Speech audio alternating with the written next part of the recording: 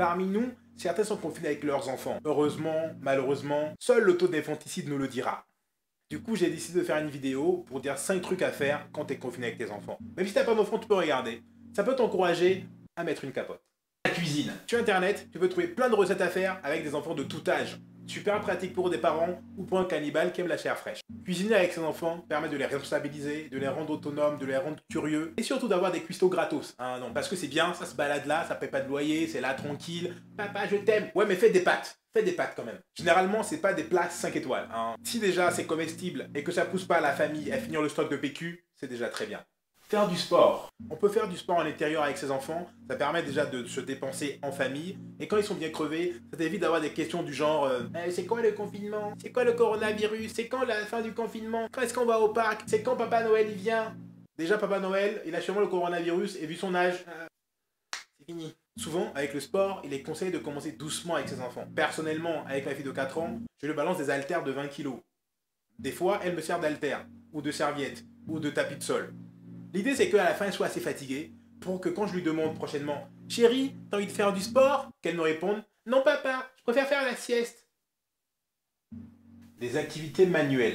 Avec les enfants, on peut faire des activités manuelles à la maison.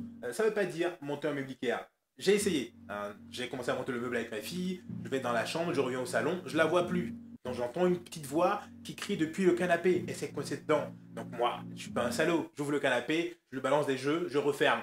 Bah oui, évidemment, je n'allais pas la laisser quand même 2 heures dans le canapé sans aucun jouet. Faut pas de montage de meubles, mais on peut dessiner, colorier, faire de la peinture, faire des masques en papier, faire des animaux en papier, tricoter des choses. Si à moi de négocier 2-3 ourlets, moi je dis pas non. On peut jouer à cache-cache. Chez moi c'est pas très grand, mais je propose souvent à ma fille de jouer à cache-cache.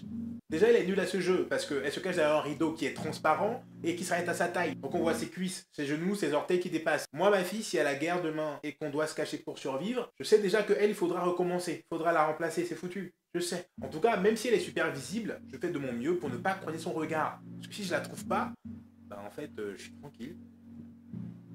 Et ça, durant le confinement, ça n'a pas de prix. La danse. On peut danser en famille. Il y a un petit côté en plus partage culturel. Tu mets des sons que tu écoutais quand tu étais jeune. Ils te mettent des sons que tu écoutes aujourd'hui. C'est super.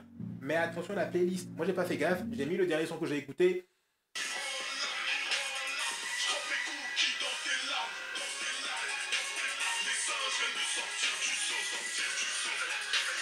Bon, quand ma fille m'a demandé c'est qui les singes, on a arrêté. On a arrêté tout de suite. On est passé dans une autre ambiance. Je voudrais un bonhomme de neige ou bien jouer avec moi. C'était mes 5 idées pour occuper vos enfants à la maison.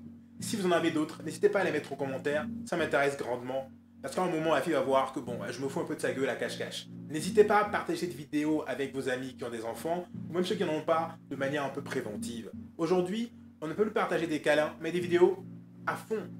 Alors n'hésitez pas. À une prochaine fois.